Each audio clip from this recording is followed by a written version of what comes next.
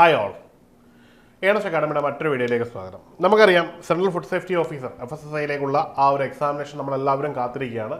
നമുക്കറിയാം എപ്പോഴാണ് എക്സാമിനേഷൻ വരുന്നത് നമ്മൾ ഓൾറെഡി വീഡിയോയിലൂടെ പറഞ്ഞിട്ടുണ്ട്. അപ്പോൾ അന്ന് ചെയ്ത വീഡിയോയിൽ നമ്മൾ പറഞ്ഞിരുന്നു ഏതാണ്ട് ഏപ്രിൽ മാസത്തോടു കൂടിയൊക്കെ നമുക്ക് എക്സാം പ്രതീക്ഷിക്കാമെന്നുള്ളത്. ഇപ്പോൾ CFSO എക്സാമിനേഷനുമായിട്ട് ബന്ധപ്പെട്ട് എന്നത്തേക്ക് എക്സാമിനേഷൻ ഉണ്ടാവുമെന്നും അതിനോടനുബന്ധിച്ച് തന്നെ എന്നത്തേക്ക് നോട്ടിഫിക്കേഷൻ ഉണ്ടാവും എന്നൊക്കെ വലിയൊരു സംശയമുണ്ടായിരുന്നു.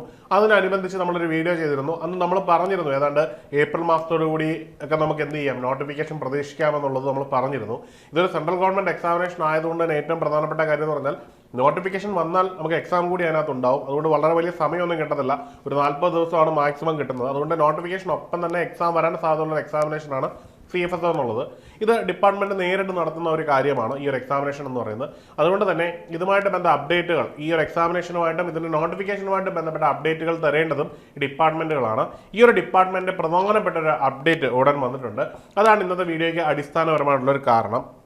അതായത് അവരവരുടെ പബ്ലിക് പോസ്റ്റുകളിൽ, അതായത് വ്യത്യസ്തങ്ങളായുള്ള സോഷ്യൽ മീഡിയ പോസ്റ്റുകളിലും അവരുടെ ഒഫീഷ്യൽ വെബ്സൈറ്റുകളിലും ഈ ഒരു CFSOയുമായി ബന്ധപ്പെട്ടുള്ള ഒരു പ്രധാനപ്പെട്ട അപ്ഡേറ്റ് നടത്തിയിട്ടുണ്ട്. ഒരു HR ഡിപ്പാർട്ട്മെന്റുമായിട്ട് ബന്ധപ്പെട്ട ഒരു അവലോകന യോഗത്തിൽ അവർ കൃത്യമായിട്ട് ഈ ഒരു നിയമനവുമായി ബന്ധപ്പെട്ട അപ്ഡേറ്റ് നടത്തിയിട്ടുണ്ട്. കാരണം അവർക്ക് HR ഡിപ്പാർട്ട്മെന്റിൽ ഈ ഒരു തസ്തിക ഫുൾഫിൽ ചെയ്യേണ്ടത് റിക്വയർമെന്റ് വന്നിട്ടുണ്ട് എന്നും അതുമായിട്ട് ബന്ധപ്പെട്ട നിയമന നടപടികളുമായിട്ട് മുമ്പോട്ട് പോവുകയാണ് എന്നുള്ളതാണ്. അപ്പോൾ നമ്മൾ മനസ്സിലാക്കേണ്ടത് FSSA എന്ന് പറയുന്ന ഒരു സ്വതന്ത്ര ഏജൻസി ആയതുകൊണ്ട് തന്നെ ഈ സ്വതന്ത്ര ഏജൻസിക്ക് കൃത്യമായിട്ട് നിയമനങ്ങളുമായിട്ട് മുമ്പോട്ട് പോകാം. ഈ ഒരു ഡിപ്പാർട്ട്മെന്റ് നടപടികൾ കഴിഞ്ഞു കഴിഞ്ഞാൽ വേറെ ഏജൻസിയുടെ, അതായത് PSCയിലൊക്കെ നടക്കുന്ന പോലെ ഗവൺമെന്റ് അപ്രൂവലോ മറ്റേതെങ്കിലും ഏജൻസിയുടെ അപ്രൂവലോ ഒന്നും വേണ്ട.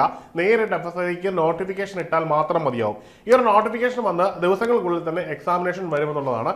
അപ്പോൾ നമുക്ക് എന്ത് ചെയ്യാം, ഈ ഒരു എക്സാമിനേഷനും ഇതിന് നോട്ടിഫിക്കേഷനും പ്രതീക്ഷിച്ചിരിക്കുമ്പോൾ തന്നെ പഠനം മുമ്പോട്ട് കൊണ്ടുപോകേണ്ടതാണ്. അതായത് നോട്ടിഫിക്കേഷൻ വന്നാൽ ഉടൻ തന്നെ എക്സാമിനേഷൻ വരുമെന്നുള്ളത് കൊണ്ട് തന്നെ നോട്ടിഫിക്കേഷൻ ശേഷം പഠിച്ച് മുമ്പോട്ട് പോകുക എന്ന് പറഞ്ഞാൽ അത് പ്രായോഗികമായിട്ടുള്ളൊരു കാര്യമല്ല.